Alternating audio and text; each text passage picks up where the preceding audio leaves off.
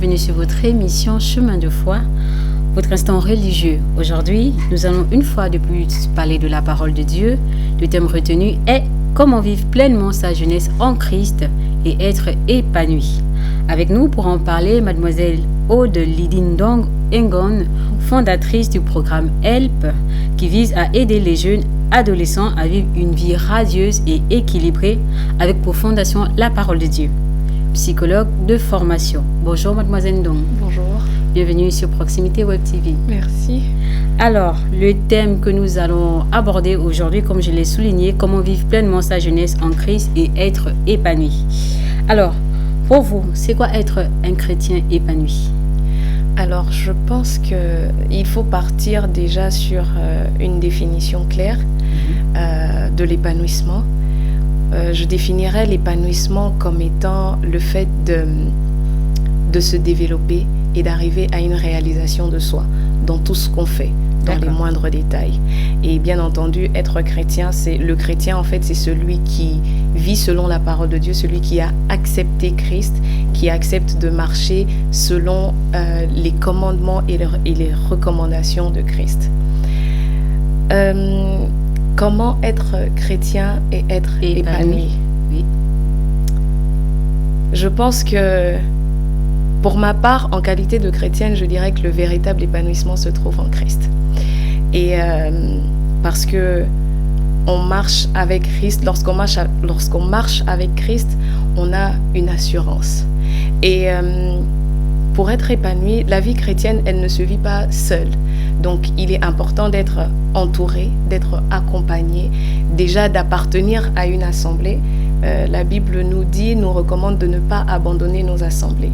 Donc, il est important d'appartenir à une assemblée, d'être intégré dans cette assemblée et de participer à la vie de cette dernière. D'accord. Et comment, selon vous, la parole de Dieu, justement, peut amener un jeune homme à être épanoui de manière pratique?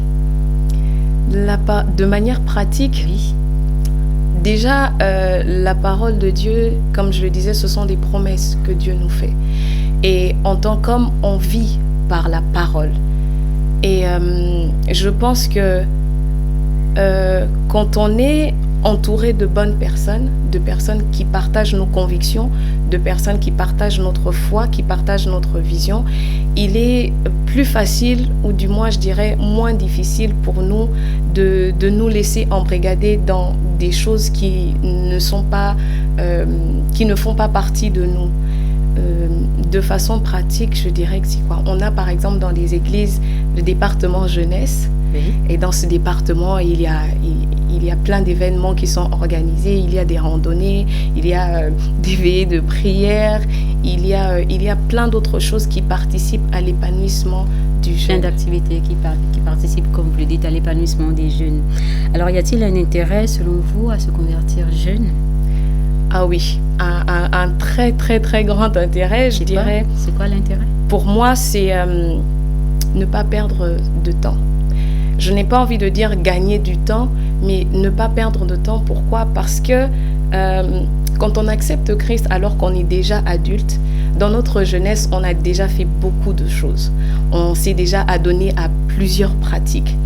Et lorsqu'on accepte Jésus en étant adulte, ces pratiques-là qui sont désormais ancrées en nous sont comme ce qu'on appelle des forteresses. Et il est parfois difficile, ou du moins c'est un combat rude pour se débarrasser de ces choses. Quand vous parlez de pratiques, vous faites allusion à quoi? Je veux par exemple dire le fait d'avoir eu accès à l'alcool. On peut être un adulte alcoolique, on peut s'être adonné à des pratiques sexuelles. On peut avoir pratiqué le vol, par exemple.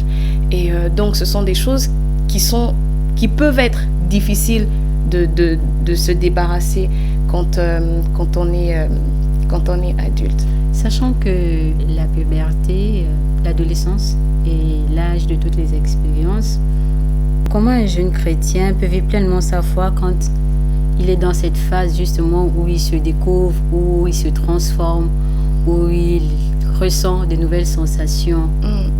Alors, la puberté, déjà, c'est une période très délicate. Tout à fait. c'est une période très délicate parce que le jeune se découvre, le jeune voit son corps être transformé, Justement. être changé, et ce n'est pas seulement que physique ni physiologique, c'est aussi psychologique, et j'irais même loin, je dirais c'est aussi spirituel. Alors, il n'existe pas pour moi de dissociation. On ne peut pas dissocier notre développement physique de notre développement spirituel. Le jeune, il y a un lien entre la jeunesse et la chrétienté. C'est important de se connaître, de connaître son corps. Parce que pour moi, on grandit en même temps que notre foi. On se développe en même temps que notre foi. Notre foi doit croître en même temps que notre corps se développe. Et c'est ça qui est important. Nous allons revenir sur ce que vous avez dit, mais plutôt nous axer sur le pan de la sexualité. Vous savez que c'est un phénomène, on va dire une pratique devenue courante, même chez les plus jeunes. Donc, nous savons que les pulsions sont naturelles et plus régulières pendant l'adolescence. Comment un jeune chrétien peut donc les contrôler sans en souffrir? Comment il peut contrôler ces pulsions? Est-ce que d'abord c'est possible de les contrôler? Et comment il peut les contrôler sans en souffrir? Alors, c'est une très très bonne question parce que malheureusement, le sexe, c'est quelque chose qui est répandu aujourd'hui dans notre société. Et les jeunes ont facilement accès. À toutes ces choses-là. Et le passage biblique qui me vient là tout de suite, c'est celui qui dit de ne pas réveiller l'amour avant qu'elle ne le veuille. Cela veut tout simplement dire qu'il y a des choses en tant que jeune auxquelles on a accès, il y a des pratiques auxquelles on a accès qui ont des conséquences. Mais malheureusement, ce sont des conséquences qui, par rapport à notre âge ou à la période à laquelle on appartient, on n'est pas suffisamment fort pour les supporter. Je vais vous parler, par exemple, de l'amour, des relations entre hommes et femmes. Aujourd'hui, ce qu'on appelle communément le goubin, ça, c'est une question, j'ai envie de dire, d'adulte. Parce qu'en tant que jeune, si on a 15 ans, par exemple, lorsqu'on a 15 ans, on n'est pas censé se préoccuper de l'amour d'un homme. Mais est-ce qu'on est, en tant que jeune, est-ce qu'on est capable de contrôler ce qu'on ressent? On ne peut pas, malheureusement, parce que comme vous l'avez dit, c'est naturel. C'est naturel, et c'est pour ça qu'il est important de ne pas, comme le dit la Bible, réveiller les choses qui sont encore endormies. Alors moi, ce que je peux donner comme conseil, parce qu'effectivement c'est naturel, donc ça arrivera forcément, c'est de lire la Bible. Lorsqu'on a un moment de faiblesse, de se rappeler ce que Dieu nous dit par rapport à notre corps, par rapport à la sexualité, c'est d'écouter des louanges, parce que ça aide beaucoup, ça nous met en fait dans une atmosphère de sanctification. Voilà. Comment savoir justement alors qu'on est dans un moment de faiblesse? Parce qu'il y a souvent des jeunes qui disent, quand on demande à une jeune fille comment ça se fait que tu sois tombée enceinte aussitôt, et puis elle te dit je ne sais pas comment c'est arrivé. Comment on est censé détecter qu'à ce moment on est dans une position de faiblesse et comment éviter justement de tomber dans ces travers? Puis c'est physiologique. En tant que femme, je sais lorsque j'ai envie de quelque chose, ou en tant qu'homme, on sait, on le ressent en nous. Et dire par exemple que c'est arrivé tout seul, moi je dirais que je n'ai pas envie de dire que c'est un mensonge, mais c'est une excuse. Parce que si vous me permettez de prendre mon cas, j'ai eu un enfant, mon fils, je l'ai eu alors que j'avais 18 ans. C'est jeune pour moi. Et heureusement, il y a plus jeune que vous. Ils sont mères à 12, 13, 14 ans. Donc. 18 ans, c'est jeune pour moi. Et je dirais que si j'avais été exposée plus tôt à la parole de Dieu, si j'avais été exposée plus tôt aux enseignements, il y a des choses que je ne me serais pas permise de faire. D'accord. J'ai côtoyé en fait des personnes qu'il ne fallait pas. Je me suis laissée aller à des choses auxquelles je n'aurais pas dû, parce que je n'avais pas connaissance de qui j'étais, de qui j'étais. Je n'avais pas connaissance de ce que Dieu disait par rapport à ma vie. Nous n'allons pas finir sans aborder la question parce que c'est important, il s'agit de la jeunesse et donc il s'agit de la famille. Comment un parent peut aider justement son enfant durant cette phase de l'adolescence?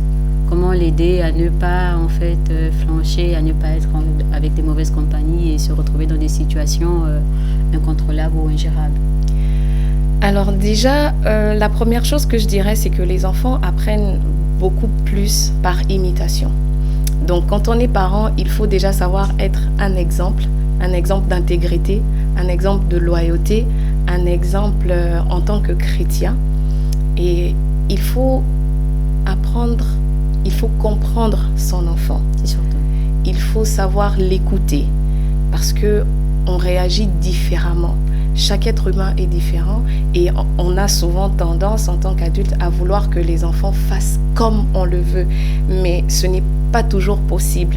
Donc, ils ne comprennent pas en fait. Exactement. Il faut comprendre les enfants, il faut les accompagner dans leur développement, dans leur processus de croissance. Et c'est important d'être ouvert à la discussion, de ne pas avoir de sujet tabou avec nos enfants. Je dis souvent que lorsqu'un enfant pose une question, c'est qu'il est prêt à entendre la réponse. Donc, quel que soit l'âge, quel que soit le moment, à partir de l'instant où votre enfant vient vers vous et veut savoir quelque chose, sachez juste trouver les mots, mais il ne faut pas faire de tabou avec les enfants. Alors, nous allons finir avec cette question. Celui qui veut être ami du monde sera ennemi de Dieu, dit l'épître de Jacques au chapitre 4. Ma question est donc, peut-on être chrétien et avoir des amis païens et vivre pleinement sa foi? C'est possible? Alors, la Bible dit, je pense que c'est dans Proverbe 17, l'ami est celui qui se tient à côté de nous et qui est dans le malheur, il est un ami fidèle. L'amitié, ce n'est pas que avoir une personne à qui on peut parler, avoir une personne avec qui on sort, une personne qui nous couvre lorsqu'on veut faire des bêtises. Exactement. Lorsqu'on décide de donner sa vie à Christ, on décide d'être ami à Dieu. Et pour moi, l'amitié, ce n'est pas qu'une cavalerie, l'amitié, c'est une alliance. Lorsqu'on décide d'être ami de Dieu, on tisse une alliance avec Dieu. Et en tant que chrétien, lorsqu'on est jeune chrétien, notre foi n'est pas suffisamment affermie. On a le zèle, mais il y a des choses qu'on ne maîtrise pas encore. Et l'individu se laisse facilement entraîner dans les convictions ou les idées de l'autre. C'est pour ça qu'il est important, en tant que jeune chrétien, de sélectionner ses amis. Et la Bible nous le dit clairement, ne vous y trompez pas, les mauvaises compagnies corrompent les bonnes mœurs. Donc je dirais que en tant que chrétien, en tant que jeune chrétien, on ne peut pas être ami de Dieu et être ami du monde. Mais ce qu'on peut faire ou ce qu'on doit faire, c'est d'aimer ceux qui ne connaissent pas la parole de Dieu, ceux qui ne connaissent pas Dieu. C'est suivre la recommandation de Christ, de prêcher l'évangile afin que eux, à leur tour, ils acceptent Christ comme Seigneur et Sauveur. En deux petites minutes, quel conseil pouvez-vous donner à tous ces jeunes qui nous regardent en ce moment? Alors, rapidement, le conseil que je pourrais te donner à toi, le jeune qui me regarde, c'est que ta vie ne t'appartient pas. Ta vie a un but. Et contrairement à Dieu, contrairement à nous, Dieu a l'éternité, mais pas nous. Ne remets pas à demain ce que tu peux faire aujourd'hui. Tu peux trouver ton épanouissement en étant chrétien. Et je te dis aujourd'hui que c'est le meilleur choix de ta vie que tu pourras faire. Viens à Christ et vis pleinement en lui, pour lui et par lui. Merci. Alors, il est possible de vivre pleinement sa jeunesse en Christ et être épanoui. Et nous étions avec mademoiselle Odildine Dong Ngon, avec qui nous avons débattu de cette thématique. Alors, c'est sur cette note que prend fin votre émission Chemin de foi. Nous vous disons à très bientôt sur Proximité Web TV.